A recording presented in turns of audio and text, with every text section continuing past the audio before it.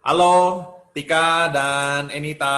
Halo, Ya, saya ikut prihatin apa yang terjadi, yaitu musibah yang menimpa keluarganya Enita, di mana pada waktu tanggal 13 April yang lalu, adiknya Enita mengalami kecelakaan berat sekali, yang menurut pandangan saya, ini sulit untuk ditolong. Ya. Nah, mungkin Enita bisa cerita apa yang terjadi pada waktu itu. iya jadi adiknya Nita itu kecelakaan tanggal 13 kok, 13 malam. 13 April Nah, malam ya. iya, tapi Nita taunya setelah 2 hari. Oke. Jadi setelah 2 hari baru Nita dikasih kabar sama yang punya motor, gitu Mhm. kok. Kalau adiknya Nita kecelakaan. Nah, pas waktu dia ngabarin, itu Nita ada Zoom sama Kobun. Nita izin sama Kobun kan waktu itu kan.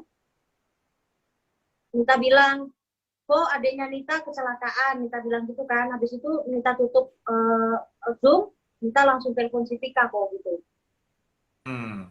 Pada waktu itu Nita sama Tika langsung berangkat ke kantor polisi atau apa? Iya, karena di teleponnya dibilangnya suruh Nita ke kantor polisi kok. Makanya si Tika udah cepet-cepet langsung jemput Nita, langsung ke kantor polisi. Kita dalam perjalanan si Tika bilang, jangan-jangan anak ini udah nggak ada nyawa gitu. Gitu kok. Oh, oh. Karena kita kan nggak tahu gitu kok. Kondisinya dia gimana gitu. Jadi bukan dibilang ke rumah sakit ya pada waktu itu ya? Enggak kok. Enggak. Ya. Nah, mungkin Tika sebagai sahabatnya Enita bisa cerita sedikit pada waktu eh, Tika mengantar pada waktu itu, apakah yang dirasakan oleh Tika? Iya, sama tanggal 13 waktu itu kan kita Zoom juga. Jadi pas Nita menghubungi saya itu saya lagi di rumah sama suami. Kita dikabarin seperti itu dengan kondisi Angga yang seperti itu, saya rasa kayaknya kesempatan untuk dia hidup itu nggak ada kok. Karena waktu itu kita dipanggil justru bukan ke rumah sakit, kita dipanggilnya justru ke Poltabes gitu, Poltabes di Gunung Agung. Jadi saya punya firasat yang sangat tidak baik bahwa anak ini kayaknya sudah nggak ada umur gitu. Cuman waktu itu saya ketemu sama di lokasi, ternyata sempat ngerasa emosi juga. Karena apa? Karena kok kita di kantor polisi ternyata Angga masih ada nyawanya. Ternyata Angga ada di rumah sakit. Waktu itu saya ada telepon ke rumah sakit Sangla karena saya pikir kan takutnya ini adalah penipuan. Saya cari yang namanya Angga, kejadian tanggal segini, jam segini, kecelakaan di depan Gerahadi, Mall Bali Galeria itu kan saya telepon ke Sangla itu nggak ada sama sekali. Jadi ternyata udah ketemu sama polisinya dan polisi menanyakan apakah kita berdua sudah melihat pasien. Saya bilang saya belum melihat pasiennya sama sekali. Jadi polisinya langsung menyuruh hari itu juga langsung ke rumah sakit karena di rumah sakit itu bukan didaftarin atas nama Angga tapi atas nama Mr. X. Jadi kita perjalanan ke Sangla, kita telepon, ternyata benar Angga, itu Mr. X itu Angga, dia ada di ICU kok. Waktu itu koma ya, dia di ICU gitu. Oke, nah ini saya sempat mendapatkan gambar seperti ini.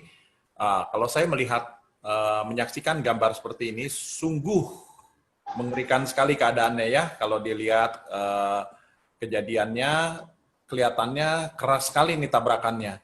Nah, sebentar. Nah, ini ketika Enita melihat kondisi foto seperti ini, apa yang terlintas dalam pikiran Enita? Apakah adik Enita bakal selamat atau enggak?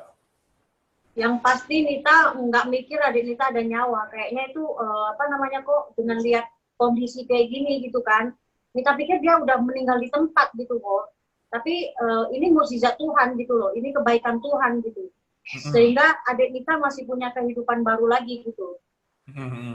Nah, ini berangsur-angsur Nita bilang tadi hari kedua ya baru bisa Ya, menjemput adik. Pada waktu kejadian di lapangan seperti ini malah nggak ya, tahu sama sekali ya.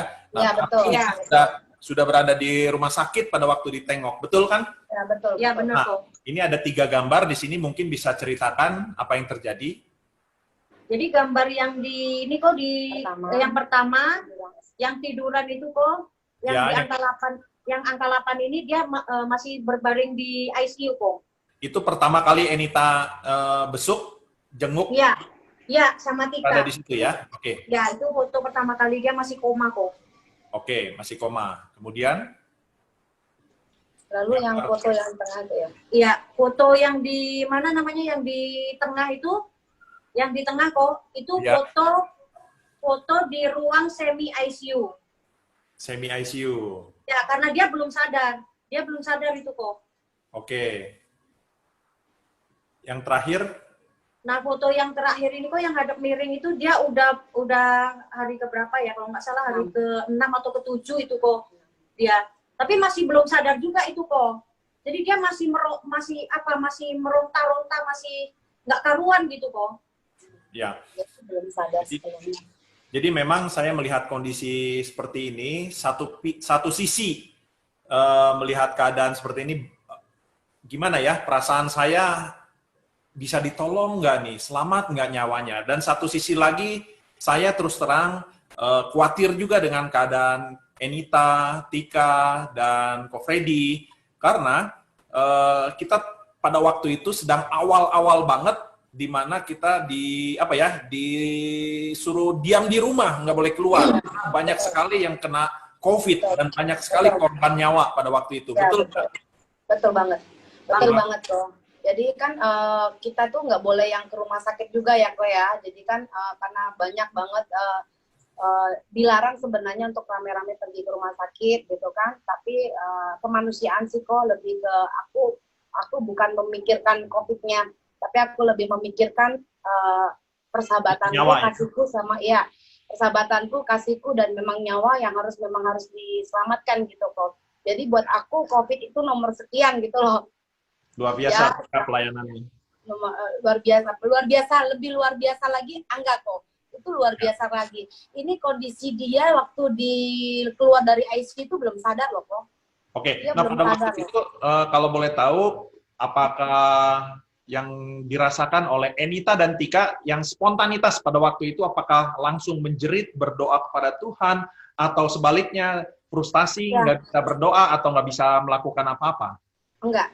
Justru kita ini ya, kita menyerahkan semua sama Tuhan Yesus, dan saya menguatkan si Nita, ingat ya, kita ini sudah ditebus sama darah Yesus gitu ya. Jadi mungkin ini jalan Tuhan untuk Angga, untuk bisa mengenal Tuhan Yesus lebih dalam lagi. Saya menguatkan Nita dan saya urapi si Angga ini dengan minyak urapan, saya doa, saya tepuk tangan kita sama-sama ya pada saat itu. Tapi luar biasa banget loh kok, dia itu tidak sadar. Dia koma, kata dokter menyatakan dia koma.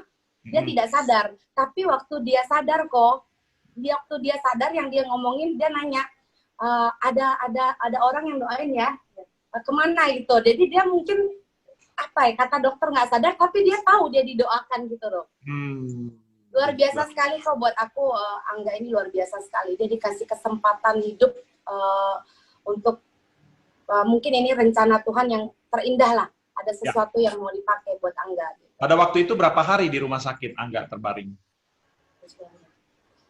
Lebih 13 harian gitu. Ya sekitar 13-14 hari kok. 13-14 hari ya? Ya. Oke. Nah ini kalau kita lihat gambar selanjutnya, nampak berangsur-angsur dari waktu ke waktu mengalami pemulihan ya? Iya kok. Dan itu pada gambar yang di sebelah kanan, saya lihat bagian kepalanya itu yang pecah ya, sampai rusak kupingnya ya. Betul ya, Nita? Ya, betul. Ngeri banget ya keadaannya kayak gini ya. Ya, betul. Jujur, saya agak lemes kalau lihat gini. Saya nggak kuat sebetulnya kalau lihat keadaan seperti ini. Tapi saya salut dengan Enita dan Tika, begitu tabah, merawat adiknya, demikian juga Ko Freddy, begitu dia sabar dan penuh dengan kasih ya merawat adiknya Enita ini. Siapa namanya? Angga ya adiknya ya? Angga kok. Oke. Nah, terus pada waktu Angga mulai sadar dan boleh dinyatakan kembali ke rumah, apa pesan dokter? Berapa lama dia akan mengalami pemulihan? Jadi sebenarnya ya kok, ini jujur ya, sebenarnya Angga itu belum bisa pulang kok sebenarnya. Tapi dokter lebih khawatir kalau Angga itu ada di rumah sakit karena karena dokter nggak mau nanti yang jaga sama si pasien kena COVID gitu kok. Jadi sebenarnya dokter bilang ya memang sudah boleh pulang, tapi seharusnya dia pun juga mestinya dirawat di rumah sakit. Untuk pemulihannya katanya gitu, alangkah lebih bagusnya adiknya dibawa di rumah aja gitu, tetap dengan pantauan dokter gitu kok. Terus si dokter sebelum kita pulang, dokter bilang, saya kan tanya, dok ini kira-kira adik saya ini berapa lama gitu ya bisa pulih gitu loh. Dokternya Bisa bilang normal paling kembali lah cepat, gitu ya. ya paling cepat 3 bulan kok, paling lama 6 bulan. Itu dokternya ngomong kayak gitu kok. Oh, nah ini kalau saya lihat gambar ini Nita memberikan Ya SOP kok. SOP. Nah, sebentar ya. Ini ada videonya pada waktu masa-masa perawatan di rumah ya, benar ya? Ya Nita? kok. Nah, Nita memberikan Vitamin untuk Anda. setiap hari diberikan berapa saset, Nita? Untuk awal-awal pagi 2, sore 2. Oke. Ya. Nah, ini kondisi sudah mulai membaik ya dari Angga ya? Sudah kok. Sudah mulai membaik, tapi masih ini agak hengeng gitu. Tapi udah membaik jauh ini, udah jauh membaik tuh kok. Ya karena dia ada apa?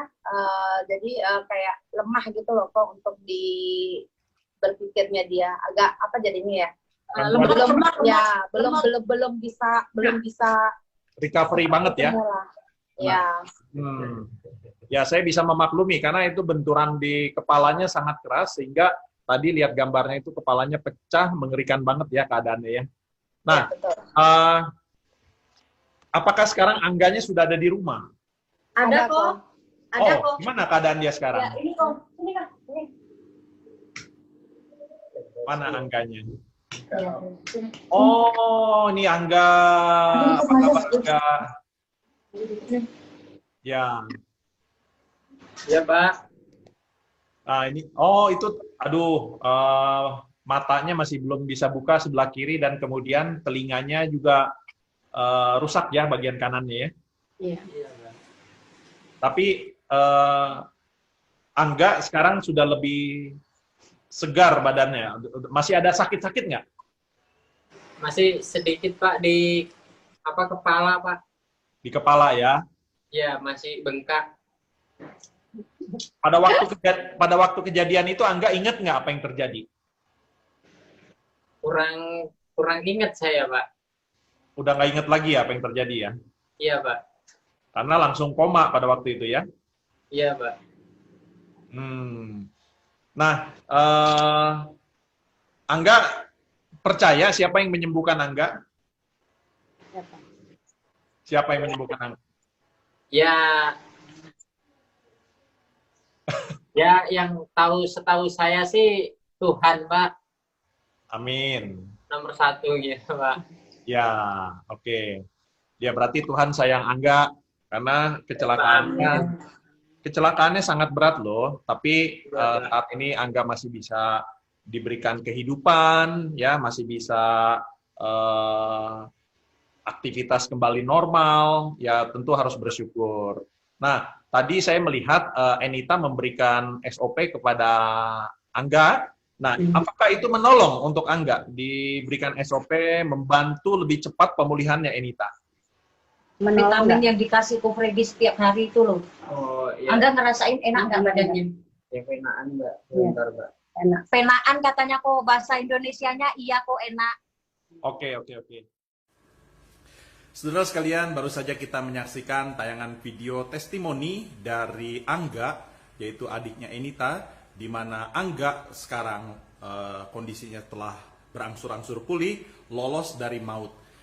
Dan bersyukur, puji Tuhan, Tuhan bisa lakukan mujizat dengan berbagai cara, dan salah satunya adalah dengan melalui SOP, di mana Angga proses kesembuhannya, recovery-nya lebih cepat ya, karena SOP di dalamnya terkandung paten nomor 1 yaitu untuk regenerasi sel.